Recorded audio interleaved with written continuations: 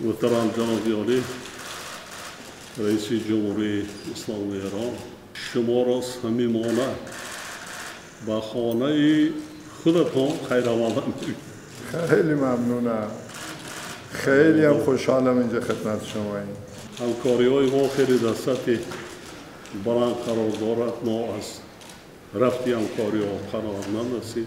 قریب پای 2-3 سال اخیر در همه سمت‌ها رشد کردند. باوری کامل دارم که سفر امروزه شما امکانیت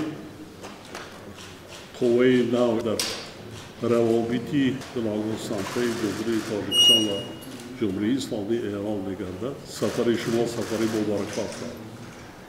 خیلی ممنونم. شما خیلی متشکرم. من بسیار خوشحالم اینجا میام خدمت شما. احساس غربت هم نمی کنم. مثل کشور خودمونه. خیابوناش، ساختموناش، میدانهاش همش آشناست برای ما. تو کتابامون، تو مدرسه، درسامون همین اسمایی که شما رو خیابونا گذاشتید، رو میدونا گذاشتید جزء درسای ماست. میخونیم، احساس میکنیم در حقیقت در ایرانیم. این خیلی برای من جالب و قشنگه، چون تو هیچ نقطه ای از دنیای چنین جایی رو ما دیگه سراغ نداریم. اختصاص هم مال شماست. خیلی خوشحالیم. این ارتباطات قطعا میتونه خیلی قوی تر بشه، خیلی بهتر بشه در تمام زمینه‌های اقتصادی، علمی، فرهنگی، سیاسی، امنیتی. میتونیم اون روابط گذشته‌مون رو قوی‌تر و محکم‌تر و بیشتر بکنیم. به همدیگه هم میتونیم کمک بکنیم در توسعه و رشد و همه زمینه‌هایی که امکان پذیر.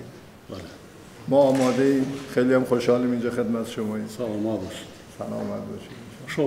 شما را دعوت میکنیم که در جشن نوروز بیایید. ما برای همین هم روادید را از بین برداشتیم. جشن نوروز ما جشن خانوادگی نیست، جشن عمومی ملی است. همه خرسندی میکنم. 12 روز نیست، 1 ماه. 1 ماه. تمام گوشه کنار مملکت خرسندی. شما دید.